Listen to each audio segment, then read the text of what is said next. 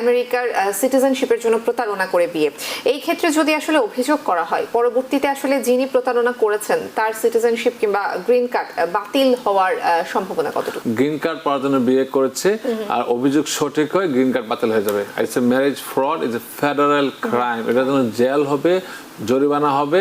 আপনার ক্যাটাগরি দুইটা, একটা হচ্ছে গ্রিন কার্ডধারী, একটা হচ্ছে বিভিন্ন ভিসায় যারা আমেরিকায় আছেন।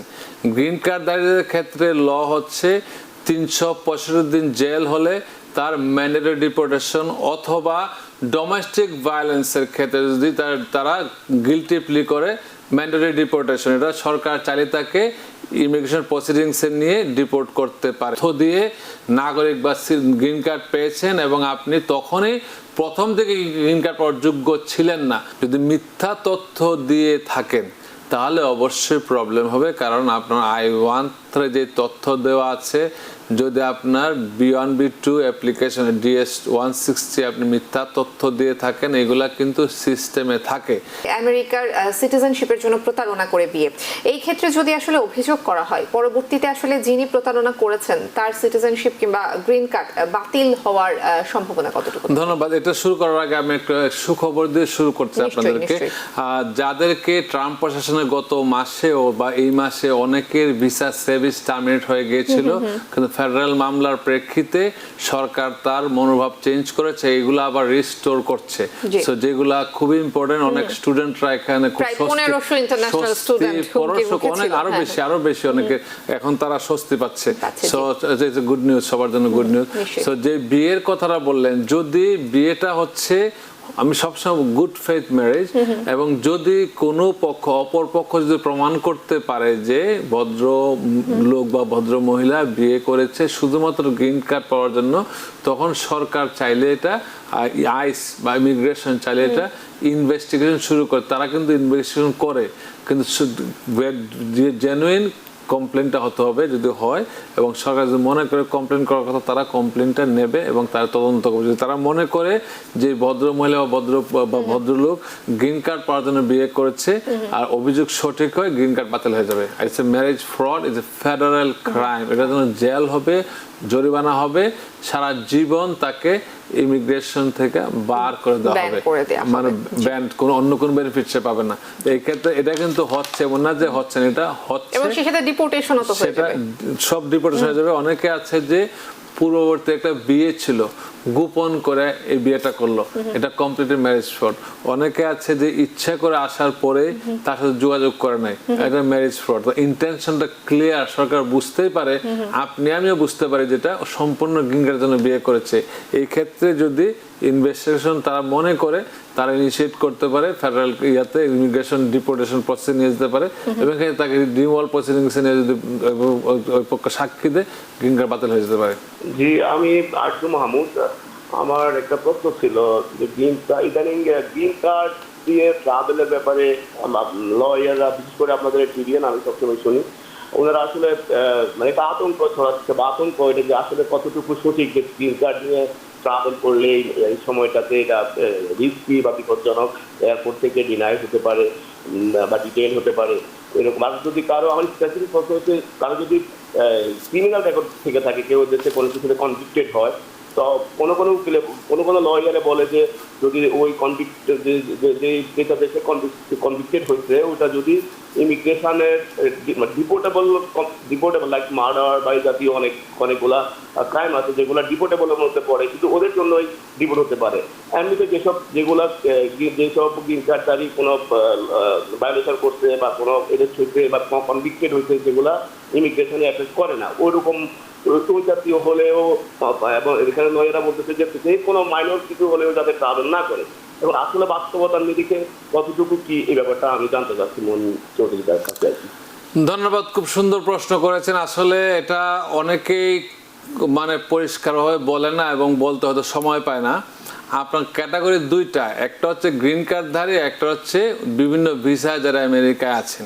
গ্রিন কার্ডধারীদের ক্ষেত্রে ল হচ্ছে 365 দিন জেল হলে তার ম্যান্ডেটরি ডিপোর্টেশন, অথবা ডোমেস্টিক ভায়োলেন্সের ক্ষেত্রে যদি তারা গিলটি প্লি করে ম্যান্ডেটরি ডিপোর্টেশন, এটা সরকার চাইলে তাকে ইমিগ্রেশন প্রসিডিংসে নিয়ে ডিপোর্ট করতে পারে, রিমুভাল অর্ডার নিয়ে আসতে পারে। আর লেকেন্স রাইলি অ্যাক্ট অনুযায়ী যারা এই দেশে গ্রিন কার্ড ছাড়া অন্য কোনো বিষয়ের মধ্যে আছে, গ্রিন কার্ড বা সিটিজেন না, তারা যদি ছোট কোনো অপরাধ অভিযুক্ত হয়, দোষী সাব্যস্ত হয় বা প্রিভিয়াসলি হয়েছে, তাদেরকে এই আইন অনুযায়ী ডিপোর্ট করার প্রক্রিয়া সরকার শুরু করতে পারে। আশা করি আপনি ক্লিয়ার। গ্রিন কার্ড এবং ডকুমেন্টের আনডকুমেন্টের দুটা ক্যাটাগরি কিন্তু। আর সিটিজেনের ক্ষেত্রে এটা কোনো বার নাই। সিটিজেনের ক্ষেত্রে একমাত্র সে যদি সরকার বিরোধী, আমেরিকান সরকারের বিরোধী কোনো ষড়যন্ত্রে লিপ্ত থাকে তখন তাকে ডিপোর্ট করতে পারে, অথবা সে প্রতারণার মাধ্যমে যে গ্রিন কার্ড পেয়ে থাকে, প্রতারণার মাধ্যমে সিটিজেনশিপ পেয়ে থাকে। হয়তো আপনি কোনো একটা যে দেশ, সে দেশে আপনি মার্ডার কেসে আসামি, আপনার হয়তো কনভিক্টেড হয়েছেন, ফাঁসির আসামি, অথবা আপনি যাবজ্জীবন কারাদণ্ড। আমেরিকা আসার পর সবাই বলে তাদের কোনো ক্রাইম নাই, আপনি ক্রাইম নাই বলে আপনি গ্রিন কার্ড পেলেন, নাগরিক হলেন। তখন দেখা গেল আপনি নাগরিক হওয়ার পরে ধরা পড়লো যে আপনি 10 বছর আগে আপনার একটা মার্ডার কেসে আপনি জড়িত ছিলেন, আপনি কনভিক্টেড হয়েছিলেন। এই ক্ষেত্রে যদি ডকুমেন্ট থাকে ঠিক মতো, নাগরিকত্ব পুরোটাই বাতিল, কারণ আপনি মিথ্যা তথ্য দিয়ে নাগরিক বা গ্রিন কার্ড পেয়েছেন এবং আপনি তখনই প্রথম থেকে গ্রিন কার্ড পাওয়ার যোগ্য ছিলেন না। এই জিনিসটা ক্লাসিফিকেশন বুঝতে অনেক লয়ারও বুঝতে সময় লাগে, আপনাদের বুঝতে সময় লাগবে। এখানে কোনো লয়ার দোষ না, কারণ আপনারা ঠিক মতো প্রশ্নটা সবাই হয়তো সব ব্যাখ্যা করার সময় পায় না হয়তো, কিন্তু আপনারা ক্যাটাগরিক্যাল বুঝতে হবে। প্রতিটা জিনিস মানে একটু যদি ক্লাসিফাই করে বোঝেন তো আপনাদের বুঝতে সুবিধা হবে। আশা করি আপনি বুঝতে সক্ষম হয়েছেন। I-130-তে আবেদন করেছেন 2024 সালে। তিনি B1 B2 ভিসায় আবেদন করেছেন, কিন্তু বর্তমান প্রেক্ষাপটে তিনি ইন্টারভিউ দিতে চাচ্ছেন না। সেই ক্ষেত্রে তার I-130-তে কোনো সমস্যা হবে কিনা?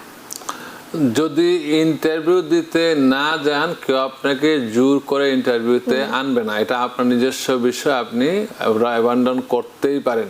যদি মিথ্যা তথ্য দিয়ে থাকেন তাহলে অবশ্যই প্রবলেম হবে, কারণ আপনার I-130 যে তথ্য দেওয়া আছে, যদি আপনার B1 B2 অ্যাপ্লিকেশন DS-160 আপনি মিথ্যা তথ্য দিয়ে থাকেন, এগুলা কিন্তু সিস্টেমে থাকে।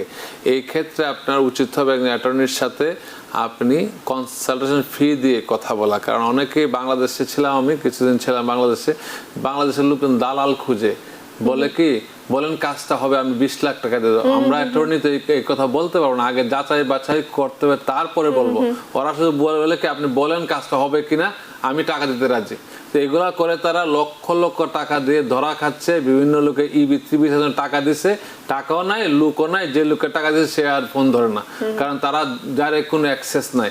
সেক্ষেত্রে আপনারা সতর্ক থাকবেন। সবসময় বলি, মানে নিজেরা আপনি সতর্ক থাকবেন। এখন গ্লোবাল সবকিছু আপনারা পাচ্ছেন, এখন যে অনলাইনের মধ্যে জানতেও পাচ্ছেন, ভেরিফাই করার দায়িত্ব আপনাদের। এমন কাউকে টাকা দিবেন না, মিথ্যা তথ্য দিবেন, আপনি টাকা দিবেন পরে বলবেন লয়ার সবাই খারাপ। লয়ার কিন্তু আপনার খারাপ তথ্য দিবে না। অনেকে আছে যারা লয়ার নামধারী, তারা আপনার থেকে তথ্য নেবে, টাকা নেবে। লয়ার যখন কথা দায়িত্বশীল, দায়িত্ব নিয়ে আমরা কথা বলি, আপনার ক্ষেত্রে প্রতারণার সুযোগ খুবই কম। লয়ার আপনার প্রতারণা করার কথা বলতো, যারা কাজ করে তারা হয়তো প্রতারণা করতো, যারা বিভিন্ন কনসালটেন্সির নাম দিয়ে বসে আছে তাদেরকে পরে খুঁজে পাচ্ছে না, এখন হয়তো কারো নাম ব্যবহার করছে। এগুলো আমি এইবার ছিলাম ঢাকাতে ছিলাম, তো ওয়েস্টিন হোটেলে ছিলাম, মানে টাকা কনসালটেশন ফি দিয়ে কথা বলতে দেখি প্রচুর সমস্যা। তারা মানে ধরা খাওয়ার পরে আসছে, 20 লাখ 25 লাখ টাকা দিচ্ছে, এখন আর যাকে দিচ্ছে সেই লোক নাই। এটা যে কে দায়িত্ব কেন নেবে? এটা আপনার দায়িত্ব, আপনি যাচাই বাছাই করার দায়িত্ব আপনাদের।